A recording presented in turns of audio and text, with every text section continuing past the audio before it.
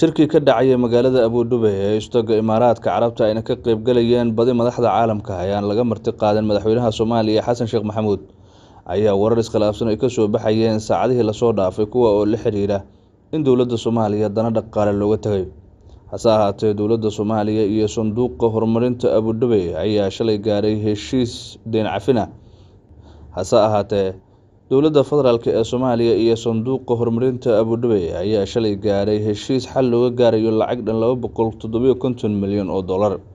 Deyntaas ayaa dawladda dhexe ee Soomaaliya ay qaadatay kuna maalgashatay mashruucii warshadii sokorta ee Juba waxaana wada xaajood muddo dheer socday kadib si rasmi ah heshiis looga gaaray lacagtaasi. Warar saacadihii la soo dhaafay soo baxayay ayna qoreen siyaasiyiin iyo saxafiyiinba ayaa sheegayay in madaxweynaha Soomaaliya iyo guud ahaanba madaxda dawladda federaalka ee Soomaaliya aan loo marti qaadin sabab dhaqaale awgeed.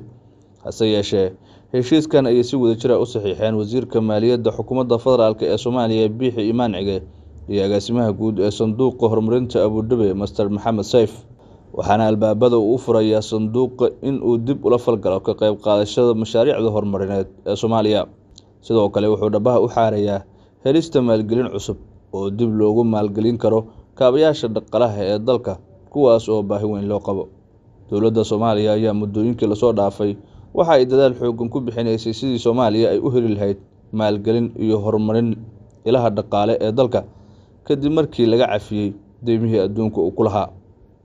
Dabayaaqada sanadii 2023 ayay ahayd markii Soomaaliya si rasmi ah looga cafiyay guud ahaan deyntii uu caalamka ku lahaa taasi oo dhabaha u xaareysa in ay hesho maalgashi hor leh.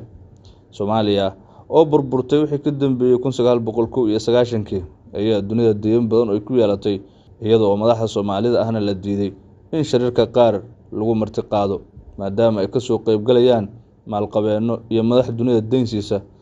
Madaxda Soomaaliduna ay yihiin kuwa inta badan dhaqaale codsada iyadoo oo taa la diidan yahana shirarka qaar aan laga marti qaadin madaxda Soomaalida ah. Wararka, warbixinada, wareysiyada iyo falanqaynta Kaab Somali TV waxaad kala socon kartaa baraheena bulshada Facebook, Twitter, Instagram, TikTok, YouTube ama ku soo biir barteena Telegram ee Kaab Somali TV. Haddii aad hayso talo ama tusaale ama aad doonayso inaad nala wadaagto aragtidaada waxaad inoogu soo diri kartaa WhatsApp lambarka shaashada kaaga muuqda ama emailka info@kaabtv.com.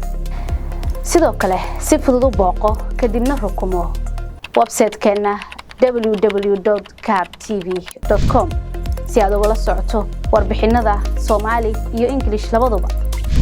Kaab TV waa kaabaha bulshadeena.